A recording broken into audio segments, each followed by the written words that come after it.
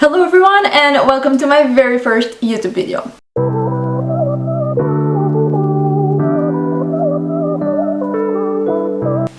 My name is Maria, I am 22 years old and yes, it is true, I moved out abroad when I was 20 to the place where I live currently, which is Norway, Oslo. And I'm going to share with you how I did it, how was my journey, and also some tips and tricks to help you. I will divide this video in like 3 parts or so, which I will tell you how did I end up here, I will tell you why did I stayed and how did I stayed, and then some pros and cons of living abroad alone. Yeah, without further ado, let's jump into it. So, as I said, I moved out when I was 20 and first I came here to study. And I came here as an Erasmus student in 2021, if I'm not mistaken. And I came here to finish my first bachelor in dance, so I came here during Corona time. It was like this whole process. I didn't even know if it would happen, if it would be possible. So I came here a bit last minute. And as I said, I came here alone, meaning without any of my family members. I had another colleague that came with me at the time, and we both went to study into Oslo National Academy of the Arts for a whole semester. And that is what I think it was my test run. Since I was little, I always wanted to live abroad. I always wanted to go to some other place to explore new cultures, and my favorite place, I think it was definitely the UK. That's where I always wanted to go, and I ended up in the opposite side of Europe. So yeah, but this was my definitely best shot to be able to study and finish my degree, so I came here and I'm very happy I did so. Then meanwhile I was here, I met my boyfriend. Yes, I met my boyfriend. And that complicated things. Because I didn't want to stay for 1 semester anymore, I wanted to stay for much longer. And halfway through our dating, I actually got an internship opportunity in Norway. So I was going to end up staying for 6 more months. Still inside of this category of how did I end up here and yeah, reasons why I stayed, kinda. Besides me meeting my boyfriend, one thing that I really loved was Oslo itself. I really loved the city. I loved the architecture, I loved the culture, I loved the food, I loved the aspect of the city, and I love the surroundings of the city, going into the forest and then you just go into Oslo and it's like the most beautiful, amazing city. And you get to experience both sides of the weather, which is snow and cold and minus 20 degrees, and summer super warm because the heat here is different, and people don't believe me, but heat here is actually very different.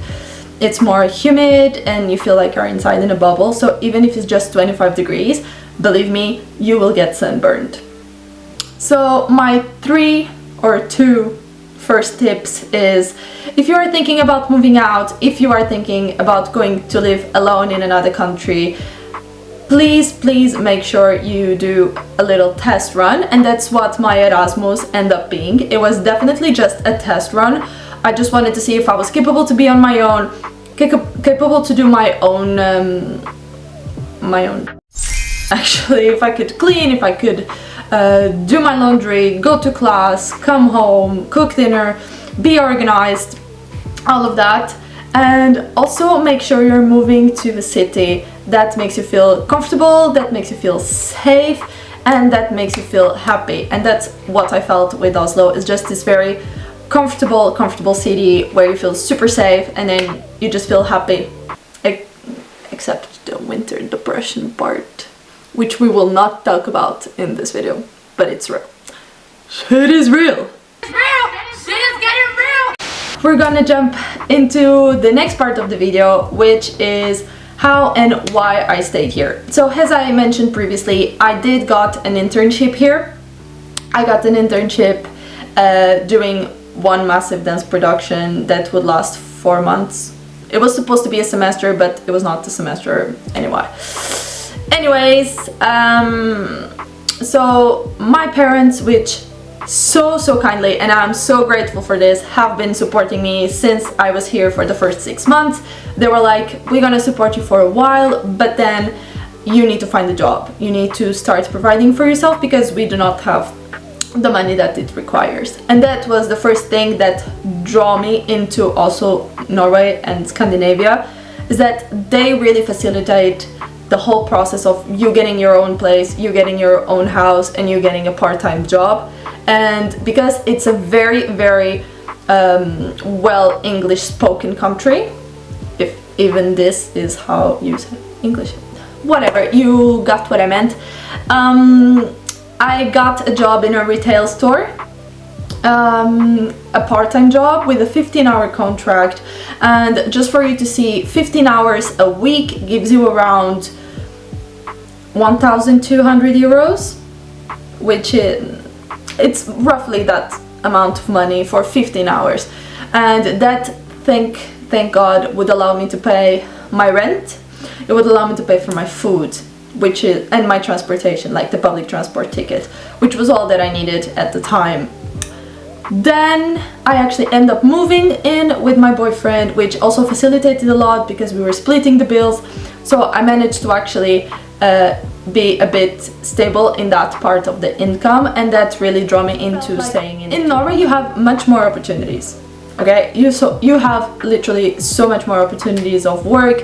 International companies are based here, dance-wise and other areas. So definitely it's a country of opportunity, I would say. 3 tips I would tell for people that also want to stay in another country is 3 more tips. Take it or leave it. I don't know.